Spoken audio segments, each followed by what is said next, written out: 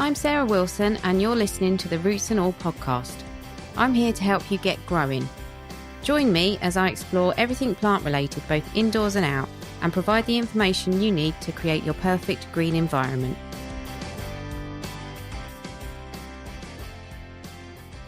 Hello and welcome to this episode of the Roots and All podcast. This week I'm honoured to be joined by the Queen of Containers, Harriet Rycroft. Harriet worked for many years at Whichford Pottery in Warwickshire, where she became renowned for producing season after season of the most spectacular planting and colour combinations. Since leaving Whichford, Harriet has continued to give talks on planting, and she also currently works at the Cotswold Wildlife Park.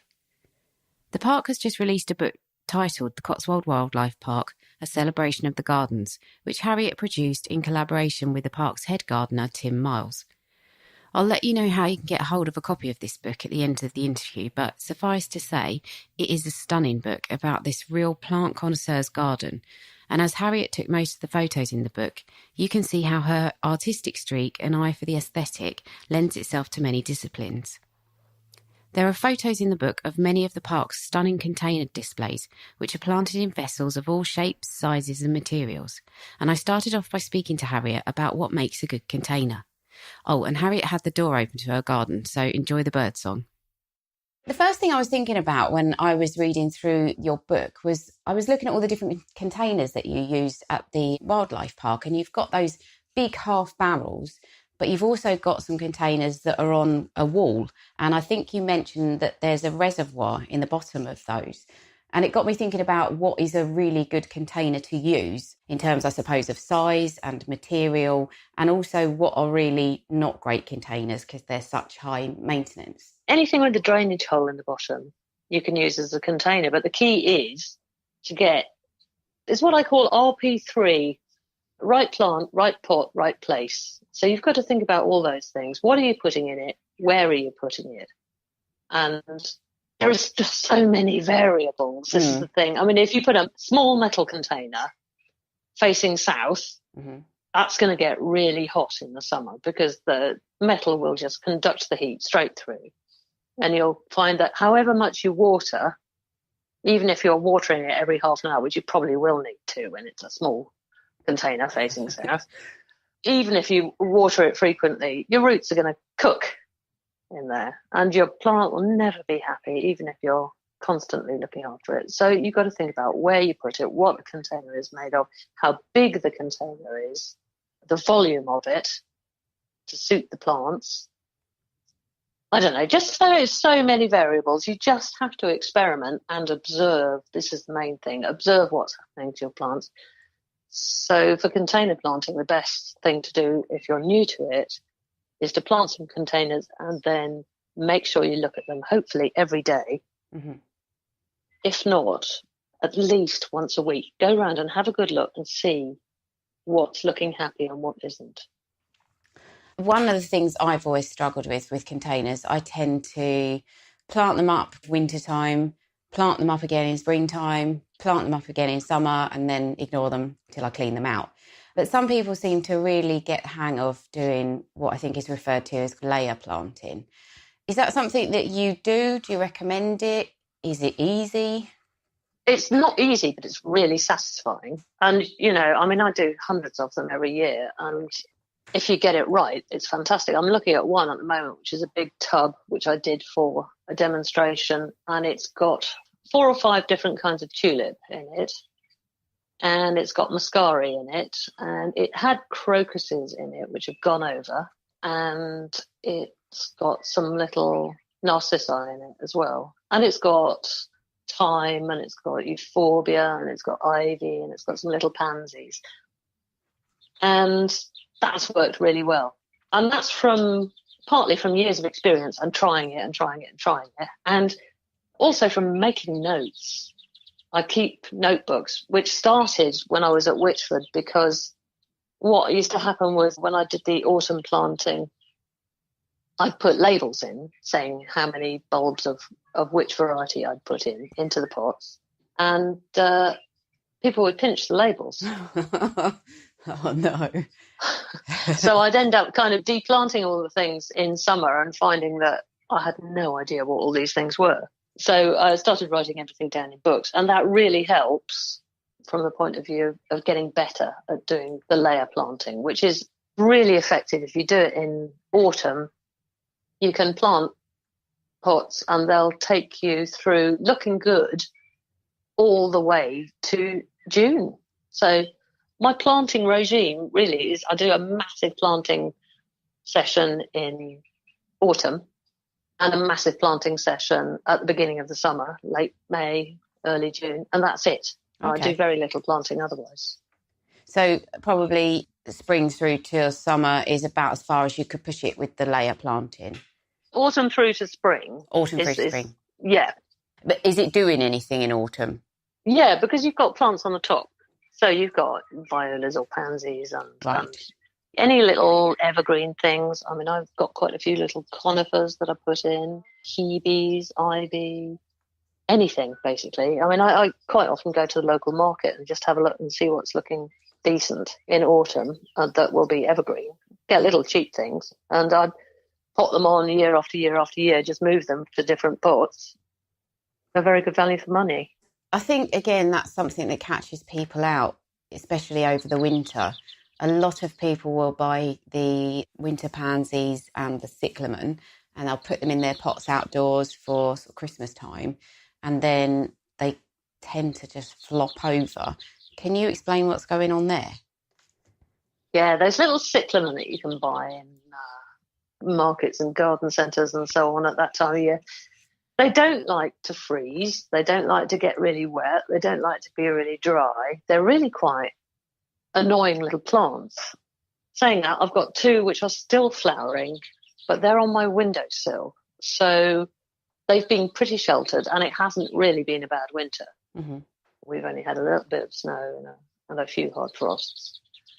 I did put one or two in bigger pots and they died off. So you think those are really just temporary colour for the autumn. I think of those as temporary colour for the autumn. And it's a bonus if they last through. But what you can do if you're planting them in a bigger pot and you think something like that, or the ornamental cabbages are another one that will quite often die off in a wet, cold winter. What I tend to do is if I'm planting those in a mixed planting, in a big pot with lots of different plants, is I'll plant crocuses really closely around them, almost pushing them into the root ball. And then by the time those are dying off, your cyclamen or your ornamental cabbage, the crocuses are coming up. And then they flower and you can cut off any dead bits of floppy cyclamen or brown cabbage and the crocus will take over and then the crocus leaves will hide that little gap.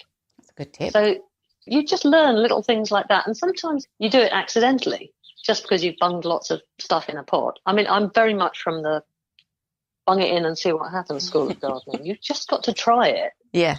And I suspect this is a bit of a question like the first one, in as much as there's probably lots of different answers. But in your experience, what do you like to put in the pot in terms of growing media?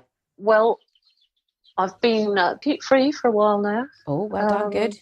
Which is great. I use Melcourt Silver Grow, which is made of wood chippings, basically. But it's the Silver Grow, they call it with added John Innes, but it's got loam in it. And I do find a bit of loam in the compost, a bit of soil, helps to hold on to the nutrients. And so your plants will be happier for longer.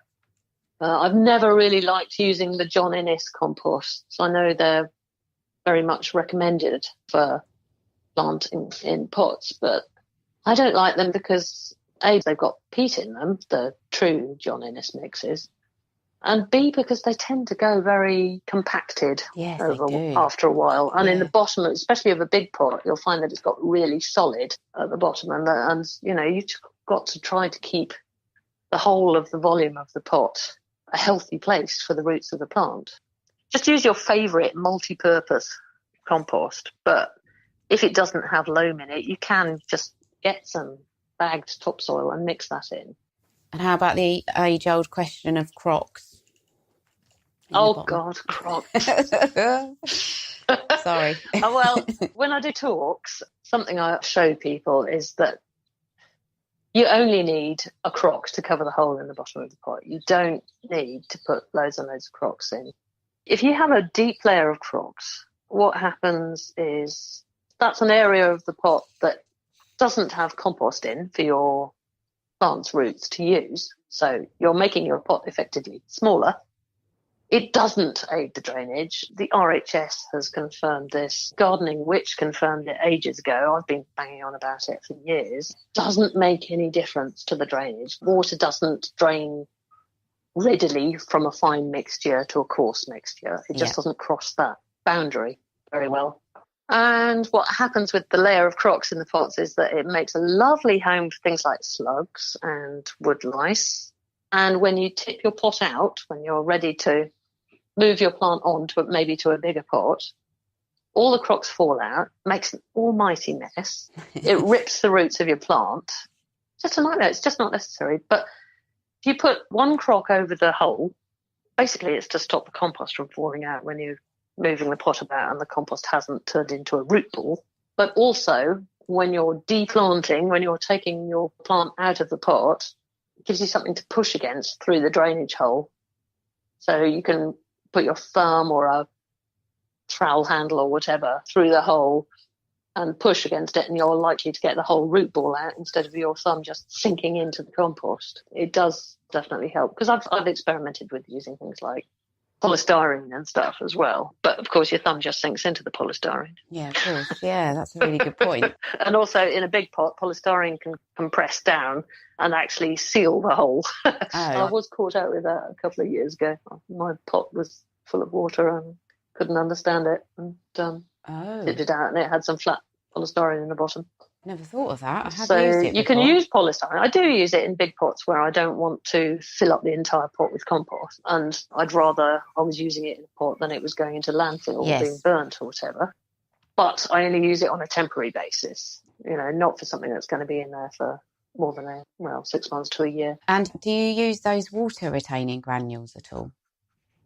I would use them possibly in a hanging basket, because it's so difficult to keep hanging baskets watered. But I'm a bit of a skinflint with plants, so I like to keep my plants from one year to the other if I possibly can, if I can cram them into the greenhouse. And if you use those water retaining granules, even if there are just a few in the root ball of your plant, so you've got a nice geranium, pelargonium that you want to keep. Well, pelargoniums really hate to be wet during the winter, especially if they're cool. And I keep my greenhouse cool. I don't keep it really warm. And things like that just tend to rot if they've got the water retaining granules in. And I quite often see garden centres selling compost in the autumn, which has water retaining granules or wetting agent in it as well. Oh. That is horrible for using in the winter. It makes me very cross when they do that. Yeah.